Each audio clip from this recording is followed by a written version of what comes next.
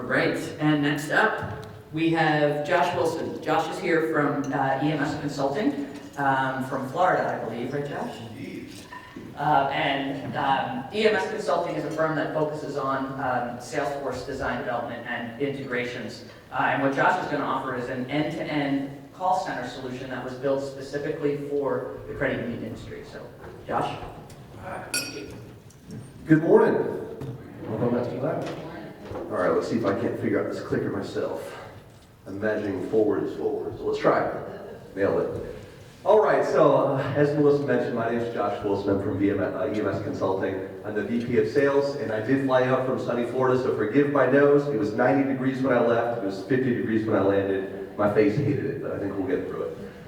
So I've got 10 minutes, and what I want to do is tell you about a call center solution that's been designed for credit unions of every size.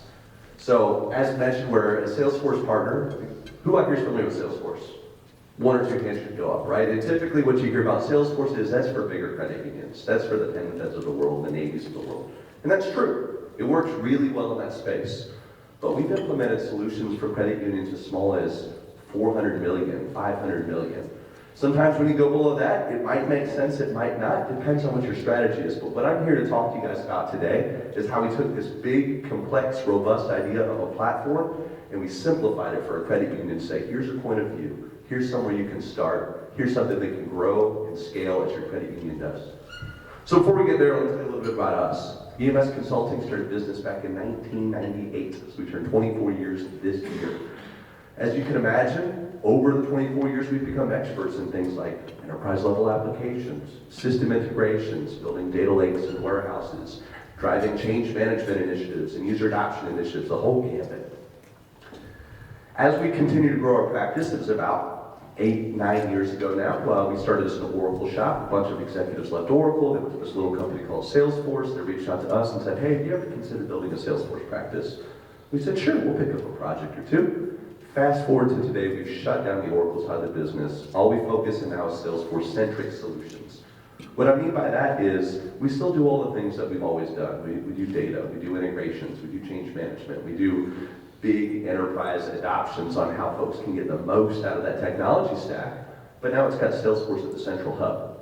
We focus almost exclusively in financial services, and even a step beyond that, primarily in banks and credit unions.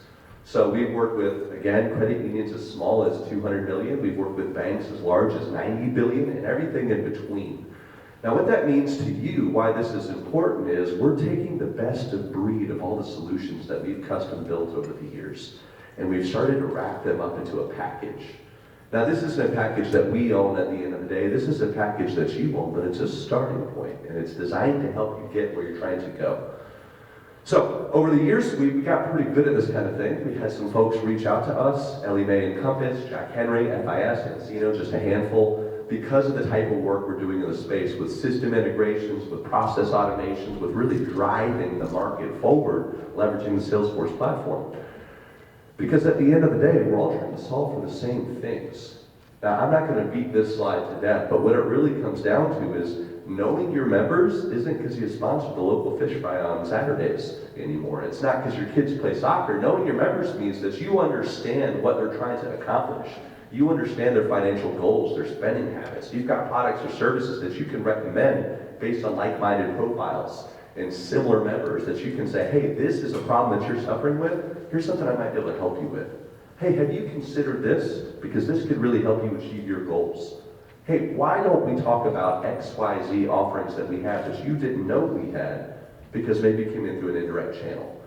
And so what we've started to say is, let's centralize some of this data. Let's centralize some of this process. Let's put everything into one place where folks can see it, can access it, and can work through these. That's no different if I walk into a branch location. That's no different if I talk to a universal banker. It certainly shouldn't be different if I'm calling into a call center. Because more often than not, if I'm talking to an experience center, I'm not happy already. It's very seldom that someone calls in and they've got a glowing review of something. It does happen. But more often than not, I'm frustrated. And maybe I went through a call bank to finally get to a person who's finally going to talk to me. And maybe that person can help me or they can't. But if I walk into the branch the next day because I'm heated, someone needs to know that conversation happened. If that person can help me, now I've got a member-initiated conversation that we should try to capitalize on. So let's pick that apart a little bit. We're going to talk today about a call center solution. If you want to see a live demonstration, I'm in booth 3. But what we started to say is, number one, call centers, they're big and robust parts of the credit union. They're hard to build out because they touch so many systems. And so what we've done is we took that best of breed, as I mentioned, and we've wrapped it up into a package that we can deploy inside of Salesforce. And it's, again, designed to scale up or down. We'll talk about that here in a moment. Number 2, call centers are overwhelmed, especially since COVID. The call volume went up, foot traffic went down. And what starts to happen is people get used to things. Even though mask mandate's gone, thank goodness, flying without a mask was the best. Even though there's vaccinations and people are back in the world, you get used to not walking into your branch. You get used to dealing with someone via a text message or a phone call, or I get online and I want a live chat. So those call centers and experience centers are overwhelmed. So how can we help them to standardize the process, speed up and automate that process, even deflect people from calling into those areas so that they have self-help, or an area that I don't actually have to talk to somebody and I still get the help that I need. And number 3, as everybody knows, this is an area of high turnover. There is a churn that goes to working in a call center, and as you try to onboard new folks, that takes time and money at the expense of your members' experience. Or if you've got the folks that are sticking around, how do we help them to manage and own more cases, more tickets, more calls, more volume, so that we can continue to serve our members? Because at the end of the day, that's what we're trying to do. How do we give the best member experience so that they keep coming back, so they tell more folks about it, and we continue to keep their business? So what we did, as I mentioned, we built a call center solution that's designed for all of these things. We're going to handle volume, we're going to handle a strategic build-out that can grow and scale with the credit union, and we're going to handle how do we make this as easy as possible for that end user so that that member has the best experience possible. It starts with a unified view.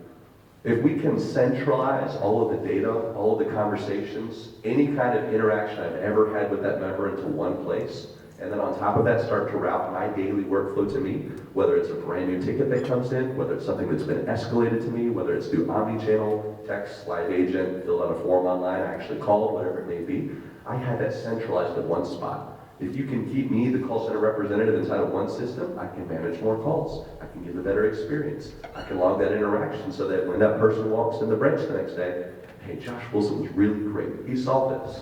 Or Josh Wilson didn't solve this, but I'm sure assume he took good notes and you can help me with the next step. Maybe it's something better. There's a referral. You solved my problem. I want to talk about a new credit card because it fixes the need. Someone needs to know about these things.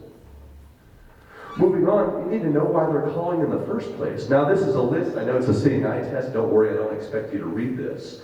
But as you walk down some of these things, it's about ACH distribution. It's about things like accounting. It's things like account maintenance. It's all the different checking. And note that scroll bar on the right-hand side goes down a long, long way. We've come up with something like 88 different reasons that a member might call into your call center. And each one of these reasons has its own unique fields on that page layout. It has its own dependencies that this has to be filled out. It has its own routing rules in the back end where it goes to the appropriate person so that they can service that member. It's capturing those reasons so then we can report on these reasons so we can say this is why the majority of people call the call center versus walking to a branch. These are what gets solved in 1 call, 2 call, 3 calls, escalations, what have you. If we can standardize process, we can report on process. If we can report on process, we can make business decisions. You need an intelligent system that guides the process. So on the left-hand side, when I had someone calls in, I want to change my address. Well, the right-hand side, after I authenticate, it's going to give you 1 or 2 options. This is either fraud, and I need to have a process that guides me through how to capture fraud. Or number 2 on the bottom is I've got a visual flow that guides me through how I actually change that address. Here's step-by-step instructions on how these things right back to the core. Then on the bottom there is a script. It's got very high level, this is what I need to talk about. This is where these things need to go. But it needs to be dynamic. Now I've got a person who's calling because they want to close their credit card. The fields that I'm capturing changes, my script changes, my next best action changes, and now it's actually making a referral. Hey, you actually applied for this new credit card. Why don't we talk about that? Because it solves this problem. This one didn't meet your needs. Ultimately, again, if we can standardize, we can report. If I can report, I can build dashboards where we can make good business decisions. All of these things that have been designed are quote-unquote out of the box. If you don't have 88 reasons why your members are calling, great, we'll hide some of those things. We'll simplify that process. But you can add more, you can remove. All these pages are dynamic. All of these views allow you to get access to this information but it's designed to be a starting point, so you don't have to think about this abstract idea, how do I build a call center inside of Salesforce? It's, here's what we think is the best of breed, here's what your peers are doing, how can we help you to achieve your goals? So, again, it's built on the Salesforce platform. I'd be happy to talk more about this. I think I'm out of time. I'm being cut off. There's not a big hook. So, thank you guys very much.